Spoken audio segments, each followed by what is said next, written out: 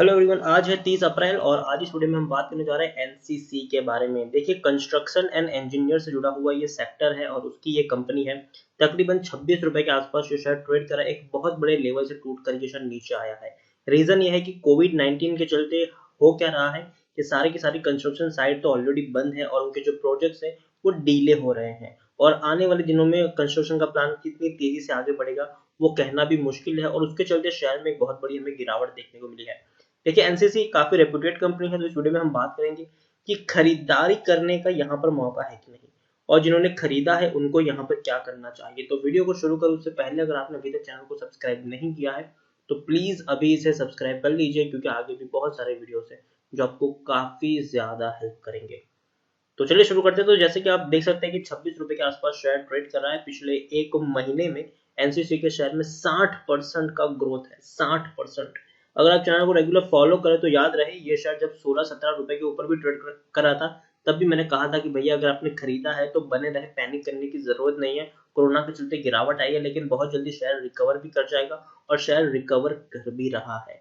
काफी ज्यादा रिकवर करे, 28 रुपए के आसपास गया, उसके बाद गिरावट आई, फिर अब धीरे धीरे ये ऊपर जरूर बढ़ रहा है पिछले कुछ वक्त से। पिछले एक साल की हम बात करें तो एक साल में 73% की गिरावट भी है। 116 रुपए तक का हाई था, शेयर कंटिन्यूअस नीचे आया।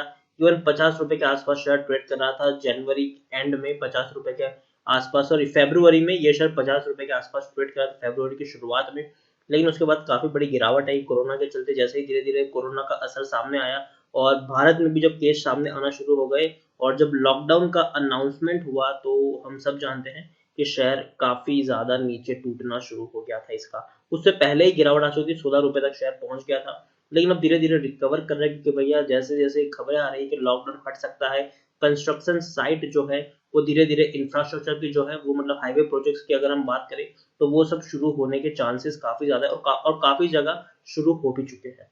तो 73% की गिरावट आई थी लेकिन धीरे धीरे बाउंस बैक जरूर कर रहा है। पिछले एक साल की अगर हम बात करें तो एक साल में एनसीसी का जो शेयर है उसमें 72% की गिरावट, 140 रुपए के आसपास शेयर था।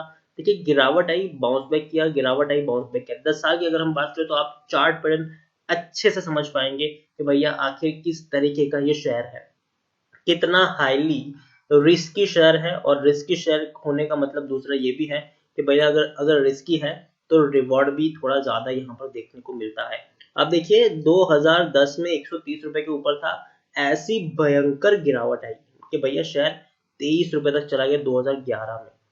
फिर 2012 में वही 23 रुपए का शेयर आप देखिए 40 रुपए से ऊपर चला गया। फिर बाद में 2013 में वो 11 रुपए तक पहुंचे, 11 से 12 रुपए।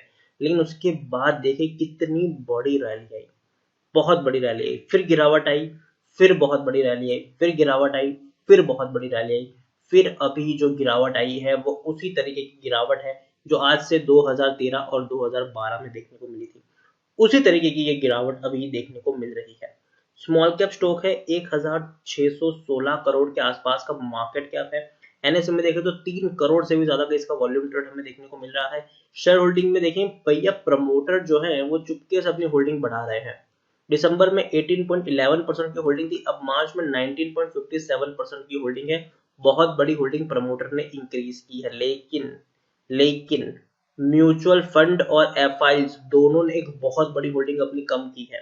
जो एफआईज पहले 17.73% की होल्डिंग रखते थे, अब वो 14.67% की होल्डिंग के साथ यहाँ पर खड़े हैं। म्यूचुअल फंड के पास पहले जो 22% की होल्डिंग थी अब वो 17.97% की होल्डिंग है। बहुत बड़ी होल्डिंग गिरी है एफआईएस और म्यूचुअल फंड की यहाँ पर। इंश्योरेंस कंपनी के पास हालांकि यहाँ पर कोई शेयर नहीं है। यहाँ पर अगर हम बात करें नॉन इंस्टीट्यूशन इन्वेस्टर की, तो नॉन इंस्टीट्यूशन इन्वेस्टर की अगर हम बात करें तो 47.26% की होल्डिंग है उनके पास।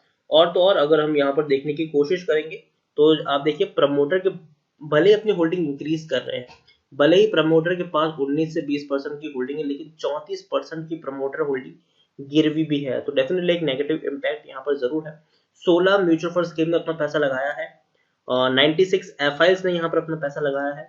प्रमोटर विथ हाईएस्ट होल्डिंग की बात करें तो एवीएसआर होल्डिंग प्राइवेट लिमिटेड है, जिनके पास 8.14% की होल्डिंग है। हाईएस्ट पब्लिश होल्डर यहाँ पर रेखा राकेश झुंझुनवाला है, जिनके पास 8.32% की होल्डिंग है। देखिए राकेश झुनझुनवाला की वाइफ, मतलब हम कह सकते हैं कि राकेश झुनझुनवाला की बहुत बड़ी होल्डिंग है एनसीसी में, 8.32% जितनी होल्डिंग है। इंडिविजुअल इन्वेस्टर होल्डिंग 35.60% के आसपास है।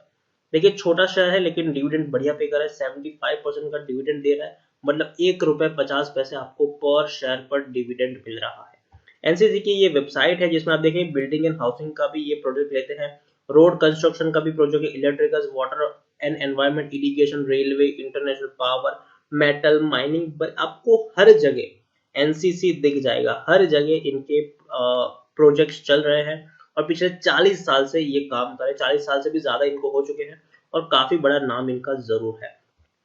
एनसीसी के बारे में अगर हम देखें तो टेक्निकल रेटिंग अभी तो इनकी न्यूट्रल दिखाई दे रही है, पी काफी कम है 3.56 है, जबकि इंडस्ट्री पी 14.39 है, बुक वैल्यू 78.03 है, प्राइस टू बुक वैल्यू 0.33 के आसपास है, डिविडेंड 75% है, ईपीएस 7.31 है, डिलीवरी 17-18 के आसपास के डिलीवरीज है। यहाँ पर देखिए अगर हम बात करने जाए एनसीसी के बारे में तो according to Moneycontrol user 70% लोग यहाँ पर खरीदने की सलाह दे रहे हैं, 14% लोग बेचने की सलाह दे रहे हैं और 16% लोग यहाँ पर होल्ड करने की सलाह दे रहे हैं। एनसीसी के बारे में देखें तो भैया कर्जा भी है, तकरीबन 1736 करोड़ का इनके ऊपर कर्जा है और डेफिनेटली 2018 के मुकाबले कर्जा काफी बड़ा है क्योंकि 2018 में ये 1160 करोड़ का कर्जा था, अब वो बढ़कर 1736 करोड़ हो चुका है। लेकिन वो कर्जा उतना ज्यादा बड़ा मैं इसको नहीं मानता हूँ। रीजन ये है कि कंपनी हर क्वार्टर में 100 करोड़ तक का मुनाफा कर रही है और जब इतना बड़ा मुनाफा जब कंपनी कर रही है तो कर्जा उतना बड़ा मुझे नहीं लग रहा है। यहाँ पर कैश फ्लो काफी बढ़िया है, यहाँ पर ये हम कह सकते हैं। ओवरऑल अगर मैं देखूं तो एनसीसी जरूर 26 रुपए पर मुझे थोड़ा सस्ता जरूर लग रहा है। अगर आपने खरीदारी की है तो आप इसमें बने रह सकते हैं, लेकिन अगेन मैं यहाँ पर कह दूं, मैं एनसीसी के शेयर को कतई लॉन्ग टर्म के लिए रिकमेंड नहीं कर रहा हूँ। लॉन्ग टर्म से मेरा मतलब ये है कि ना ही मैं इसको कहूंगा कि भैया 3 साल के लिए खरीद लो, 4 साल के लिए खरीद लो, 5 साल के लिए खरीद लो, जी नहीं। ये वो शेयर है जिसमें अगर तेजी आई है तो भैया गिरावट भी आएगी, गिरावट आई है तो वापस से बड़ी तेजी भी आएगी, तेजी आएगी तो फिर गिरावट, फिर तेजी, फिर गिरावट, फिर तेजी।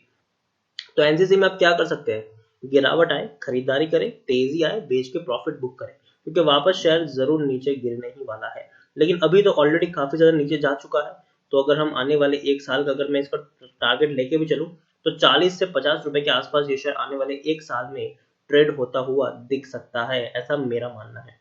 अगर कोरोना की दिक्कत खत्म हो जाती है आने वाले 2-3 महीनों में तो जरूर शेयर में इतना पोटेंशियल है कि ऊपर जाने का दमखम रखता है। तो मैं यही कहूंगा कि खरीदा है तो निवेशित रहे, पैनिक करने की जरूरत नहीं है। नहीं खरीदा है तो देखिए छोटा शेयर है तो रिस्क आप समझते हैं यहाँ पर कि कितना बड़ा रिस्क है यहाँ पर।